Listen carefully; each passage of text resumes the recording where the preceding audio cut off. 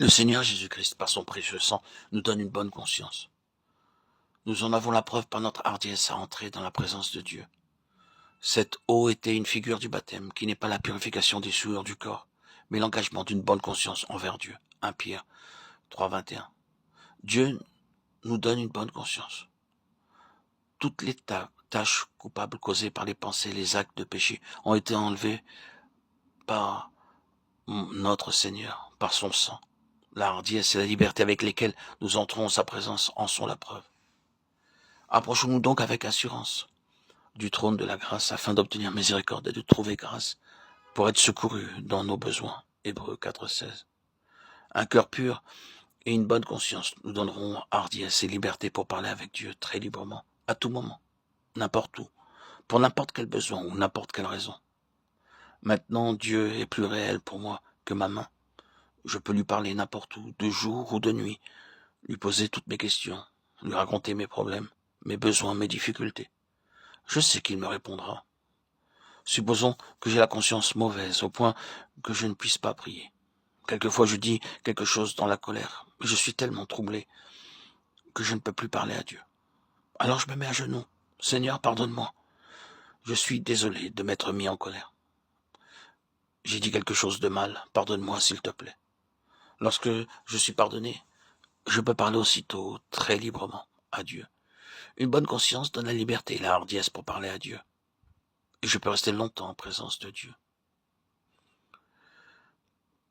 Nous recevons aussi une nouvelle nature, laquelle nous assure de sa part les plus grandes et les plus précieuses promesses, afin que, par elle, nous devenions participants de la nature divine en fuyant la corruption qui existe dans le monde par la convoitise. 2 Pierre 1,4. En tant que pécheurs, nous avions une nature pécheresse, souillée et pourrie. Maintenant, Dieu nous donne une nature divine sainte et pure, car notre nature pécheresse ne peut pas être purifiée par des efforts humains. Il y avait un professeur se trouvant à Londres qui pensait pouvoir changer la nature d'un porc. Il prit un jeune porc et le garda dans un endroit propre avec un sol en marbre, la lumière électrique, un ventilateur. Il avait ordonné à un serviteur de donner au cochon un bain quotidien. Il fut donné au cochon un bain d'eau chaude chaque jour pendant 10 ans, et il fut aussi poudré et peigné. Alors le professeur dit, maintenant mon porc est transformé. Un jour, le cochon vit de l'eau sale alors qu'il se promenait avec le professeur. Il s'y roula dedans, et le professeur comprit que ses années de travail avaient été vaines. Vous ne pouvez pas changer la nature du cochon avec du savon, de l'eau chaude et de la poudre. Pareillement, personne ne peut changer la nature humaine par l'éducation, la culture ou la civilisation. Un homme peut être docteur en théologie ou en philosophie, ou avoir un autre doctorat, mais cela ne changera pas sa nature. Le pécheur demeurera corrompu. Comme la parole de Dieu le dit, le cœur de l'homme est trompeur, notre nature est corrompue. Vous pouvez en voir la preuve autour de vous. Hommes et femmes marchent dans une voie honteuse. Pourquoi? Ils ont une nature corrompue, pécheresse et trompeuse. Ils se réjouissent davantage à la vue des choses souillées que des choses célestes. Ce qui est dans le cœur est révélé. Dans certains endroits, ceux qui sont à moitié nus sont appelés sauvages, tandis qu'en Occident, ceux qui sont à moitié nus sont dits civilisés. Quelle dérision, quel aveuglement. Une nature corrompue, souillée et pécheresse ne pourra pas être changée par l'éducation, la science, la connaissance ou par aucun effort humain. Mais il y a un remède. Nous devenons participants de la nature divine et il nous est donné la même nature que celle du Seigneur Jésus-Christ. Lorsque nous acceptons le Seigneur Jésus-Christ comme notre Sauveur, nous entrons dans une septuple participation. Hébreux 6,4 nous parle de ceux qui ont été une fois éclairés, qui ont goûté le don céleste, qui ont eu part au Saint-Esprit. Premièrement, en acceptant le Seigneur Jésus-Christ comme notre Sauveur, nous sommes rendus participants du Saint-Esprit. Deuxièmement, nous sommes participants de la sainteté de Dieu. Non pas ma sainteté, mais sa sainteté. Car nos pères nous corrigeaient pour peu de temps, comme ils le jugeaient bon.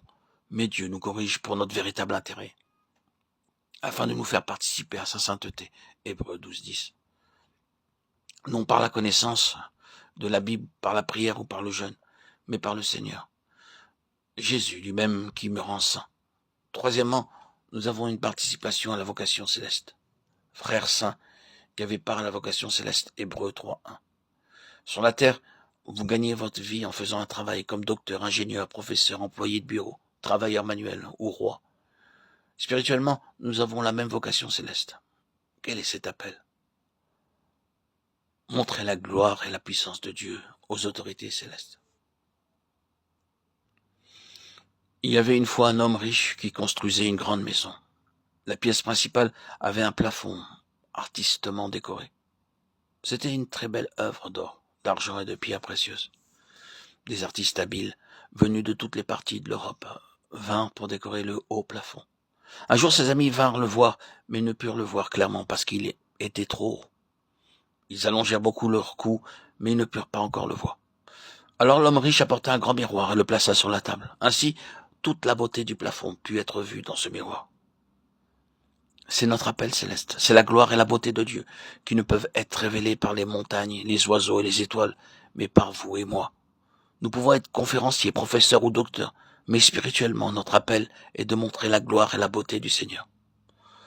Les visages de ceux qui sont nés de nouveau possèdent une beauté particulière et céleste. Cette beauté ne peut pas être obtenue par des moyens terrestres. C'est une beauté céleste. Et nous sommes participants du céleste héritage. Rendez grâce au Père qui nous a rendus capables d'avoir part à l'héritage des saints dans la lumière. Colossiens 1:12.